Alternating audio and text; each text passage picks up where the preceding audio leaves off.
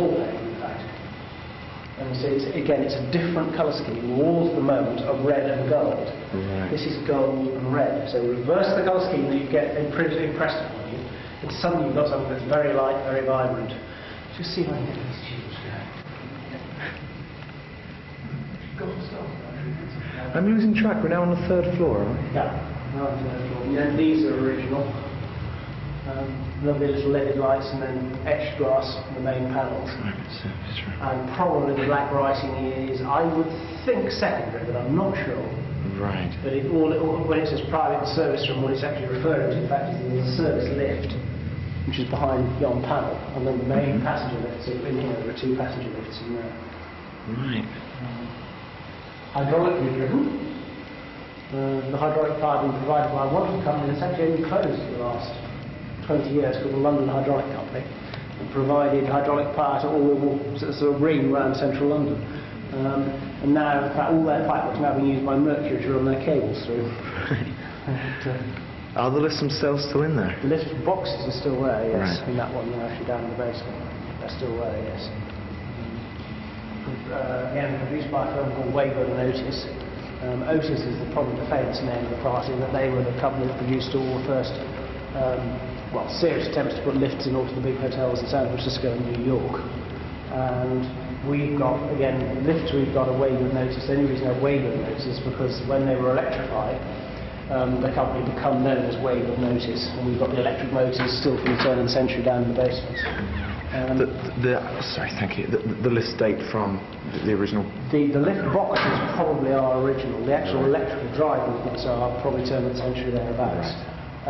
Interestingly, again, the Wayburn, the Otis company have a museum of lifts that they produced, and the curator was coming over to this country anyway, and was asked to come and look at our Wayburn Otis lifts, because she was that sort of keen. And when she arrived, she said, "You haven't got Wayburn Otis lifts?" To which we said, "Yes, we have." And she said, "We have no record of these lifts at all." "You have Armstrong lifts," she said. And we said, "Yes, we know we have Armstrong lifts. He was the name of the person who provided them." He was merely the person who bought them on behalf of them. And they've always been known as Armstrong lifts, but in fact they're Wayburn Otis lifts. And the only reason anybody had actually said they were Wayburn Otis is was one of us, I can't remember whether it was me or not, went down into the lift office and actually looked at what was written on the bits of metal. What a glamorous job. But that's what archaeology is all about. Yeah. In a sense, it's not just digging holes in the ground, it's a sort of perception of life or observation. If you don't look and you don't see anything. This is an item which shows what we had to do to the roof to get it back into reasonable order. The sort of the nature of work that was required. We had to replace, I think, about 80% of the entire wall plate right the way around the building. Because it's all just rotted, and it shows how, in a sense, the backs of the slates, the kind of damage that had been caused by, I'm afraid to say, just lack of maintenance. I presume ultimately, give it another half century, that the whole roof would have just gone, just caved in. Well, we first came here, when it rained, it was like being in a shower bath on the 5th floor. God. It was that bad. And VR were totally confident. There was no question about that. They just gave up and didn't bother. And the terrible thing about it is now is that LCR do exactly the same again. They are playing at keeping an eye on it. It's very annoying indeed. When we're getting around to these floors, this is now just visitors' accommodation, hotel rooms. It's probably, again, one of the big misconceptions about the building is that it's obviously initially known as the Midland Grand Hotel. Now, the original design brief that was asked for by the Midland Railways management team was for a building that would cloak the end of the train shed and act as their headquarters building. They were going to move their headquarters staff from Derby to London. Now, obviously, as that design brief went on, and they ran this competition in 1865, they changed what they wanted, and it became a hotel. But the bit that people don't get is that it would also have office facilities here. Right. And the offices they ran here were the Midland Railways Hotels division. So that there was always an office component here.